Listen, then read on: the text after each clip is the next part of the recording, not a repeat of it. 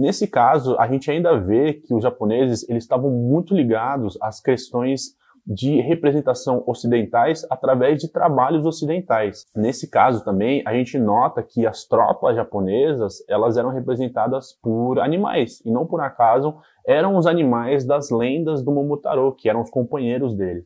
Mas isso é muito interessante a gente parar para analisar, porque para o próprio povo japonês, eles mesmos se representarem como animais não era demérito nenhum, exatamente pelo simbolismo que existia na representação da própria cultura nos filmes animados. Apesar dessas diferentes ideologias, os japoneses acabavam utilizando personagens da cultura popular americana como forma de representação. Assim como as forças aliadas, no caso, eles utilizavam a figura do Hitler, do Mussolini, do Hirohito, além de soldados nazistas japoneses nos seus próprios filmes animados de propaganda. Quando existe esse encontro de duas culturas, essas representações elas costumam ter um caráter de caricatura mesmo, para você poder desumanizar o seu oponente, no caso. Apesar dele não ser exatamente um longa-metragem por causa da sua duração, muitos consideram ele sim talvez o primeiro longa-metragem animado japonês, principalmente por causa das suas virtudes técnicas que foram aplicadas nesse filme. Apesar desses exemplos que eu dei, o verdadeiro longa-metragem de animação propagandista japonês, ele só foi surgir em 1945 e se chama Momotaro e os Guerreiros Divinos do Mar. Esse filme sim é um verdadeiro longa-metragem, ele possui 74 minutos de duração. Dessa vez a gente tem novamente o nosso personagem, o Momotaro, junto com seus companheiros animais, partindo para a batalha, mas dessa vez não contra os americanos, eles partem contra os ingleses. Essa obra ela acaba se diferenciando das demais, principalmente porque no meio do filme existe um musical onde as tropas japonesas ensinam os habitantes de uma ilha a falar.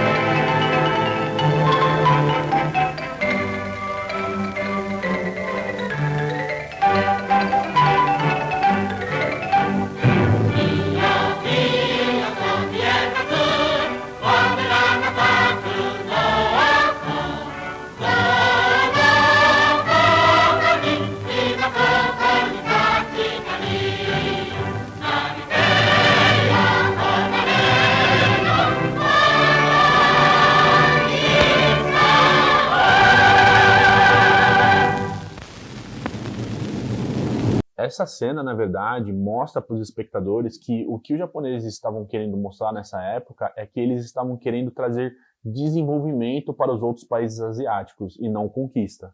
Não só isso, mas esses filmes animados, eles não eram apenas exibidos nas escolas como uma forma de você incitar o patriotismo nas crianças, mas eles também eram uma forma de entretenimento para as próprias tropas japonesas. Outra coisa que a gente tem que notar é que, apesar desses filmes terem cenas de batalhas brutais, eles acabavam tendo também cenas cômicas e bem-humoradas exatamente por serem animações. Mas não foram somente as batalhas que foram representadas nesses filmes. Questões como espionagem também foram retratadas em obras animadas, como por exemplo num filme chamado A Derrota dos Espiões de 1941. Nesse caso, a gente tem a representação dos ocidentais, dos estrangeiros, dos inimigos, como sendo literalmente diabos que aparecem com cartola e com o bigodinho enrolado.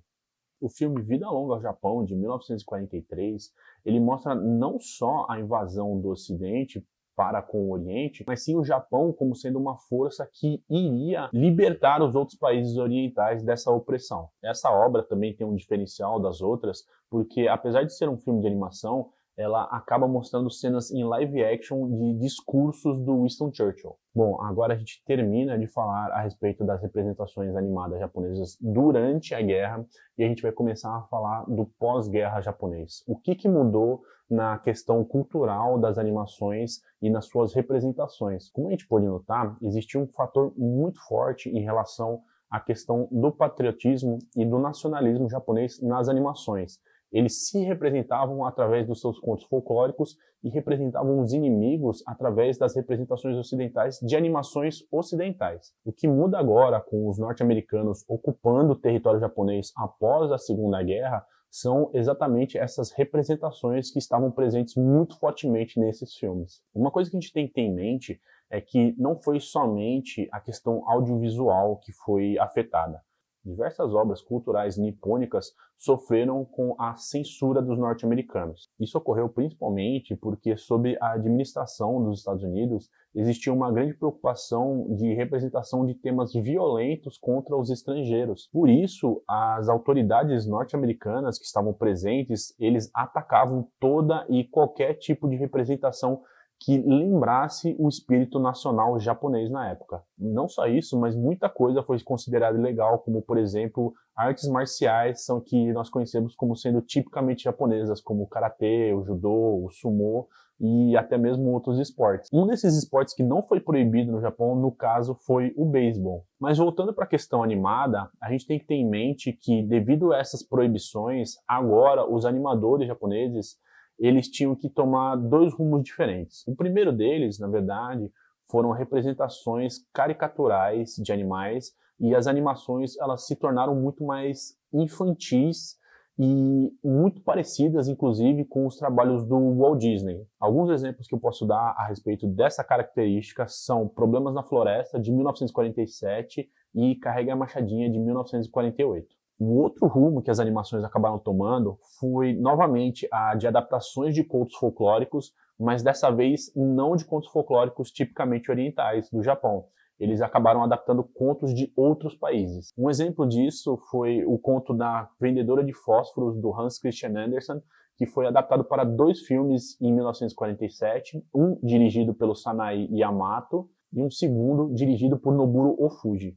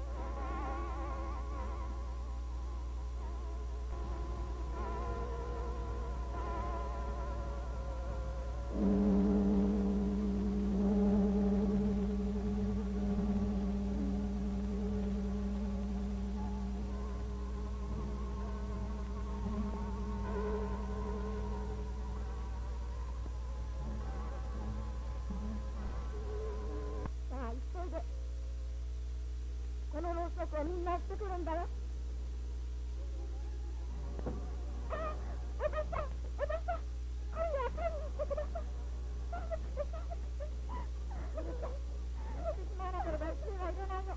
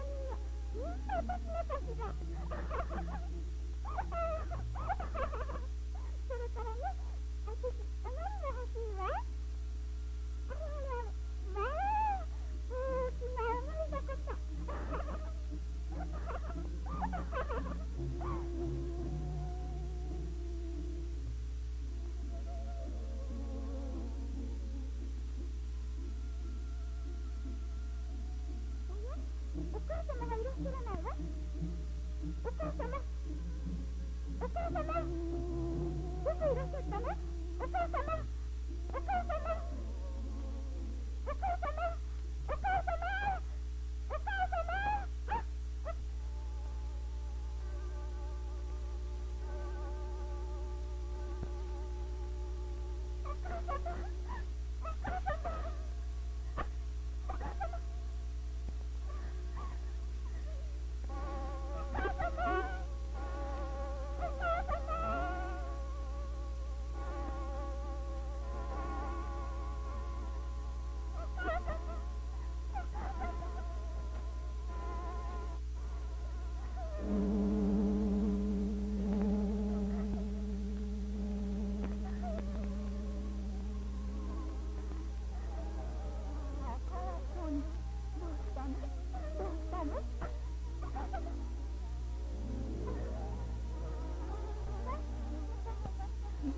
いいのよ、いいのよ。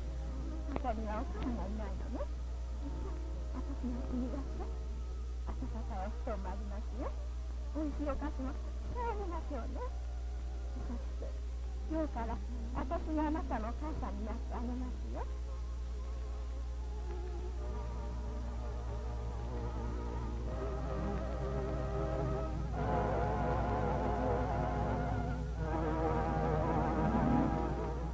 Outros contos, como por exemplo As Mil e Uma Noites, também foram adaptados por diretores japoneses de animação, como por exemplo A Princesa de Bagdá, de 1948. Apesar disso, um dos pouquíssimos trabalhos que mantiveram as suas características nipônicas nessa época foi um filme chamado Flor de Cerejeira, uma fantasia de primavera de 1946. Esse filme ele acabou adotando uma característica muito similar a um filme de 1943 chamado A Aranha e a Tulipa. Ele não era nenhuma adaptação de contos folclóricos, nem japoneses e nem ocidentais. Eles falavam, na verdade, a respeito das forças da natureza. Esse filme, ele na verdade contém uma narrativa mais lírica e mais subjetiva, e a sua história, na verdade, é contada através de incidentes visuais. Com personagens como o Norakuro, o Taro e o Momotaro desaparecidos de uma vez do cenário animado, os animadores eles tiveram que continuar buscando novas formas para fazer com que a animação continuasse crescendo no Japão. Não só isso, mas agora eles tinham um trabalho em dobro para poder realizar isso, porque eles tinham que fazer com que essas animações novas que surgissem fossem tão relevantes quanto aquelas que foram feitas no período de guerra. Um desses diretores que mais teve reconhecimento internacional também no caso, foi o Noboru Ofuji, principalmente por causa do seu filme chamado Flor e Borboleta, de 1954, onde ele utilizava a animação em celulose transparente. Não só isso, mas ele também foi notado por um grande artista ocidental, que foi o Picasso, com o seu filme Baleia, de 1952. Esse filme, que utiliza como técnica o celofane transparente para poder fazer as animações, e em 1952, o mesmo ano de lançamento desse filme, o diretor acabou recebendo o segundo lugar no Festival de Cannes. E anos depois, em 1956, o Noboru Ofuji acabou recebendo o prêmio máximo no Festival de Veneza com o seu filme Navio Fantasma.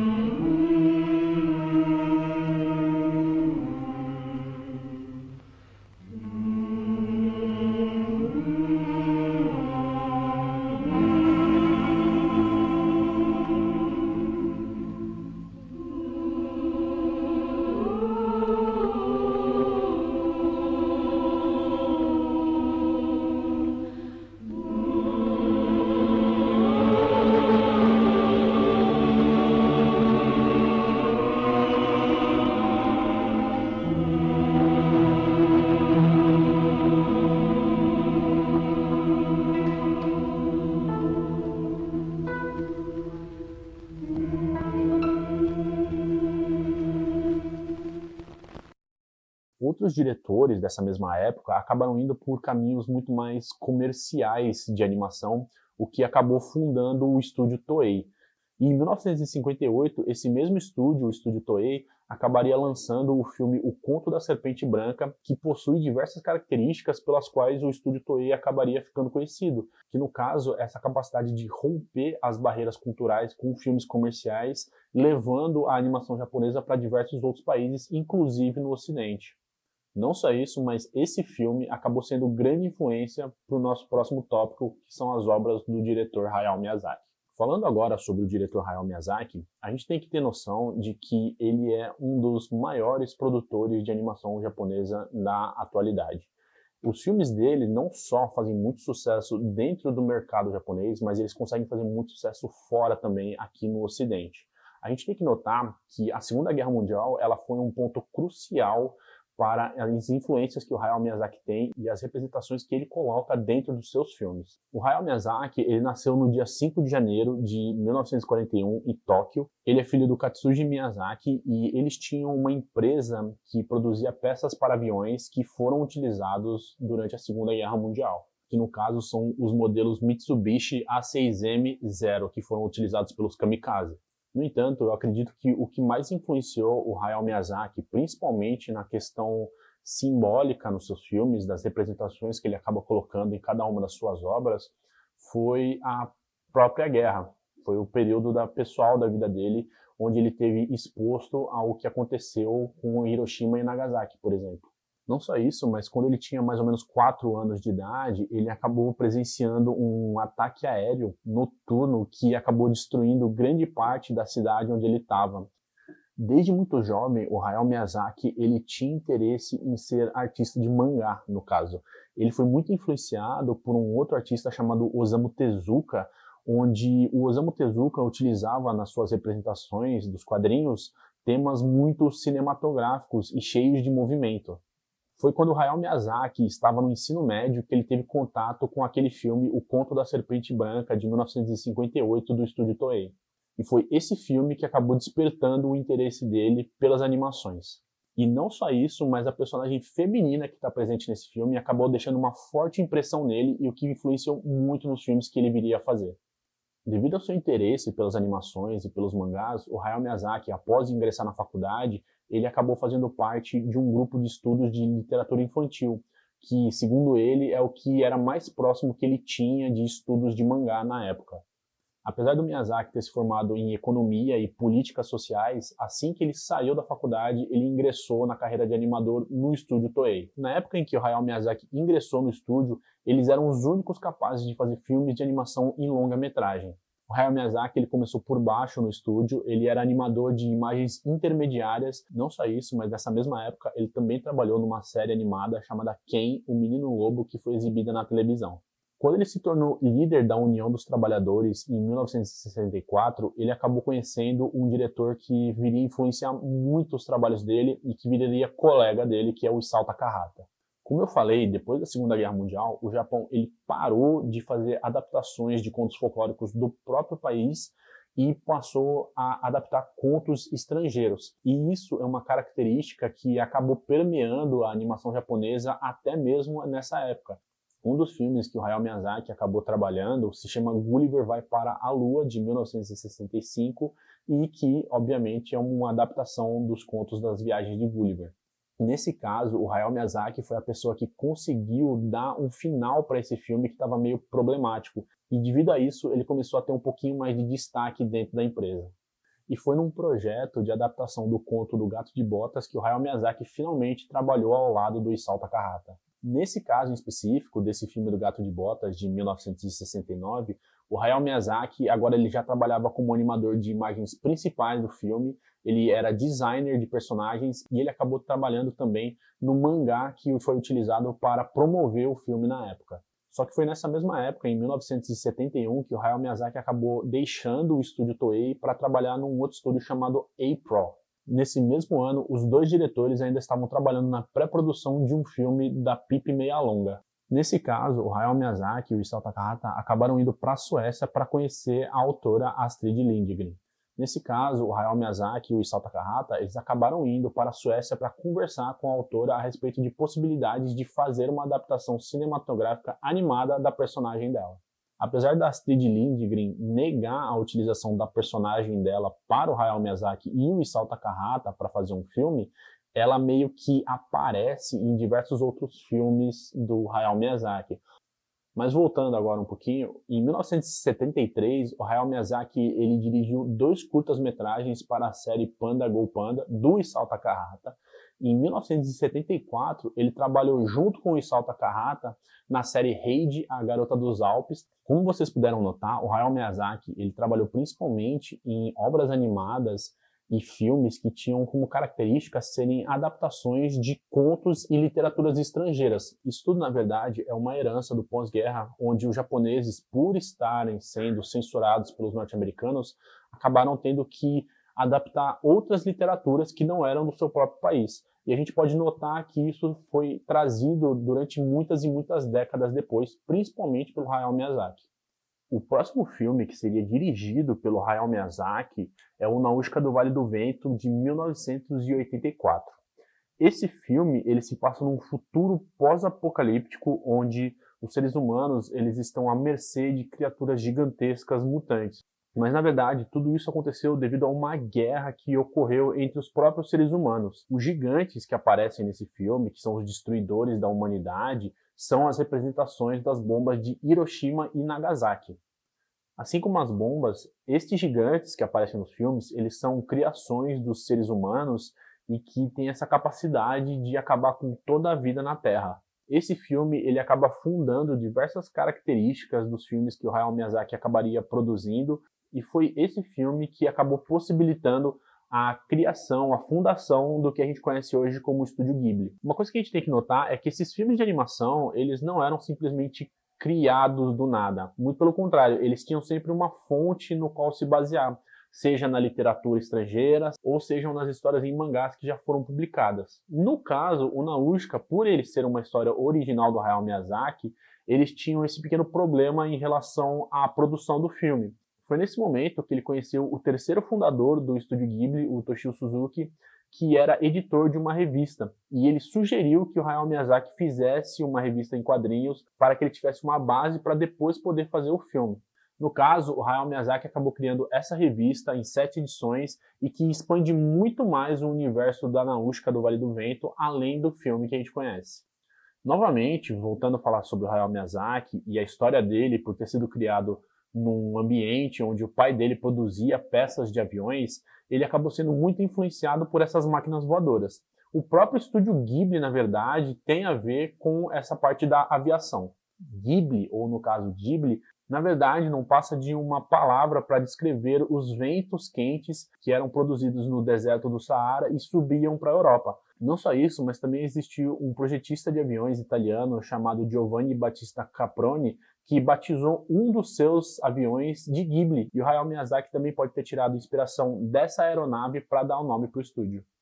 Agora, para as influências mais claras a respeito da Segunda Guerra do Hayao Miyazaki, ele, em 1992, lançou um filme chamado Porco Rosso, O Último Herói Romântico, que se passa na Itália no período entre guerras. Esse filme tem como protagonista o Marco, que na verdade é um piloto, é um ex-piloto da Força Aérea Italiana e que se transformou num porco antropomórfico. Na verdade, essa questão toda dele se transformar num porco antropomórfico não passa de uma representação visual de uma opinião do próprio diretor Hayao Miyazaki. Existe um momento no filme onde o Marco conversa com um antigo amigo dele da Força Aérea num cinema e ele explica que o Marco poderia voltar para a Força Aérea se ele quisesse, ele poderia voltar a ser um piloto do exército. No entanto, nesse período entre guerras na Itália, estava surgindo o fascismo como a gente conhece hoje, do Mussolini. E ele fala com todas as letras, eu prefiro ser um porco do que um fascista. A questão simbólica do Marco se tornar um porco está muito ligado às inspirações do Hayao Miyazaki, principalmente no que diz respeito à forma como ele produz o filme. Ele, na verdade, não começa o filme da maneira que nós começamos aqui no Ocidente, com um roteiro. Pelo contrário, ele é muito visual. Então ele começa os filmes através do storyboard e ele vai desenvolvendo a história conforme ele vai desenhando. Por isso, essa questão do nosso protagonista se tornar um porco é uma mistura da questão visual, da maneira como Hayao Miyazaki constrói os seus filmes, e dos seus posicionamentos políticos.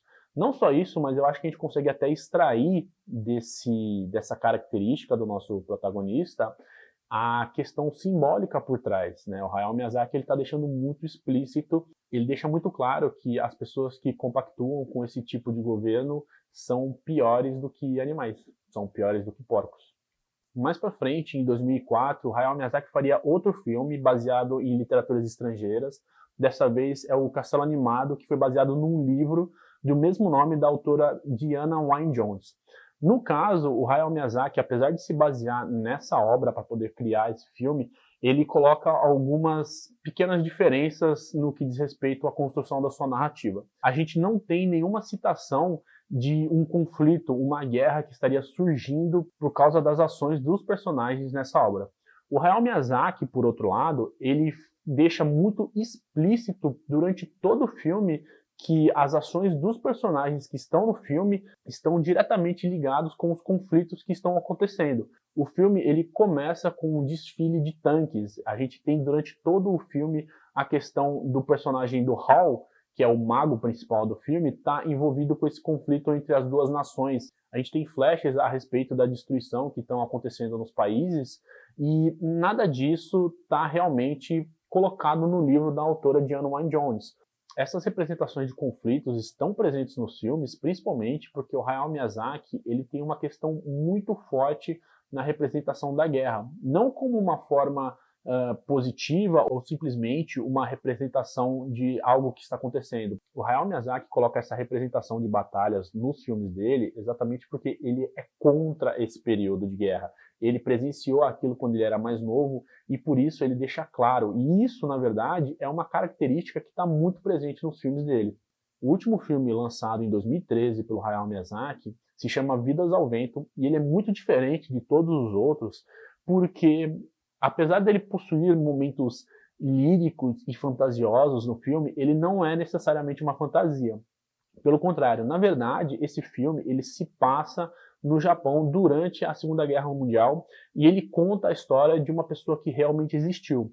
O protagonista do filme, nesse caso, se chama Jiro Horikoshi e ele foi realmente o cara que desenvolveu os aviões Mitsubishi A6M0 utilizados pelos kamikazes durante a Segunda Guerra Mundial.